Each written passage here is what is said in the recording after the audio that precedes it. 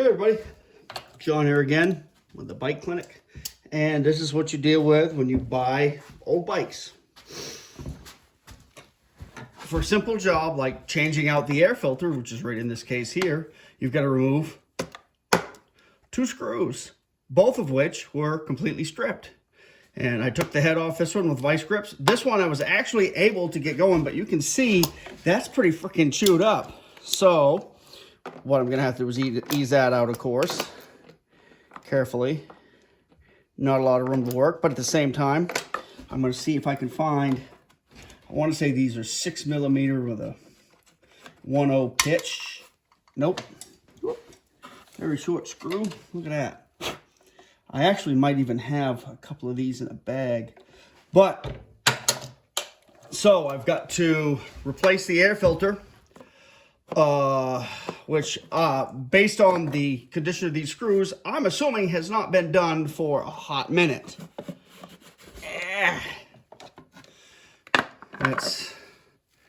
It's kind of falling apart. I have a, yeah, that's not good. Anyway, that's one of the first things I do when I get a new bike, unless it has a brand new filter, air filter that I can see. I just replace the air filter because through my chainsaws, I've learned, oh look, the leaves. But I'll clean the airbox out. I have a new filter over here on the shelf. I'll clean that up, fix that. Today's other big project besides this is taking the stator cover off and taking a look at the starter clutch on this bike, which is right here. And I'm going to take all that off. I don't have the parts in yet. I ordered a bunch of them last night, including I was able to find a starter clutch body on eBay for, oh, probably $50 with shipping, which is pretty awesome.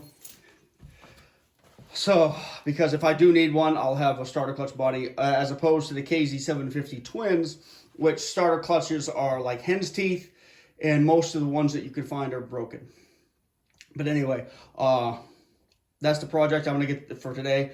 I'm going to get that torn apart, take a look at the starter clutch and see what's what. I don't have my impact here, so I might need to make a flywheel tool. But anyway, that's what today's project is. Replacing this, getting this cleaned up, taking care of that cover, taking a look at what I might need in there to see how bad a shape that is. That's in, and seeing what's happening from there. Then once I get the starter clutch fixed, we'll see if this one will turn over and start up, and I'll see what else I need to do to start riding it. I'm probably going to change the brake fluid through the brake fluid as well on both of them, because they look pretty crusty, and brakes are kind of important. The other bike I got started up yesterday, it's having some fuel issues. I'm going to start cleaning the tank, petcock, and all that kind of stuff. I'm hoping I don't have to tear carbs off for these, but we'll see, because the boots on these are pretty solid, as I like to say, and that's not a good thing on this one, because you've got to have some flexibility to get that carb out of there. I'm not sure exactly how that's going to work, because I don't want to crack or break the carb boots taking them off, because that's taking the carbs out, because they may be difficult to find or repair and all that good stuff. But anyway, progress being made on this one. I verified I had spark yesterday, turns over, the engine's free, and all that good stuff. So this should not be as big of a project as the 750. I put some tires on it. I've got some, there's some maintenance to do, because this bike has been sitting for a while, but it has been indoors. The mechanic's been owning it, has owned it, and run it, around the shop a couple of times a year. So it's not crazy neglected. It's just got some TLC. Biggest thing for me anyway is going to be this damn seat. It's got that, this is a CSR, but it's got, they basically have that LTD seat. And if you look at the seat pan, there's some pretty crusty spots here. That's pretty much rusted through in 3 or 4 different places. I don't like the seat anyway. I don't like the bars, though these are a little bit better than the original LTD bars, so we're going to be changing those out. And we'll see what happens with it. And by reputation, the KZ1000 goes like a bat out of hell and should be a fun bike. I'm also enjoying already the fact that when I need parts, most of the parts that I've envisioned with either of these bikes, they're actually available. Well, first of all, they are available, and they're available at fairly decent prices, not exorbitant prices. Because I've seen, you can find carb boots for, I think, 50, 60 bucks, which, you know, there's 4 of them. That's going to be a little painful, but once you've got a set, you've got a set.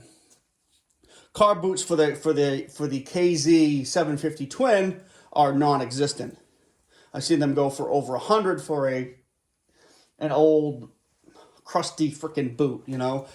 Try to find an airbox for a 750 Twin. You can find an airbox for these. You're going to pay a little money for it, but at least you can still find them. So anyway, that's just the advantages of having a more popular bike, and we'll see what happens with this one. Kind of looking forward to getting this on the road this summer and putting some miles on it. I'm hoping we don't have any major malfunctions, but there's only got about 18K on the clock, so I expect it's got a lot of good miles left, because I've heard of these going well over 100 with just basic maintenance. Anyway, catch you later. See ya.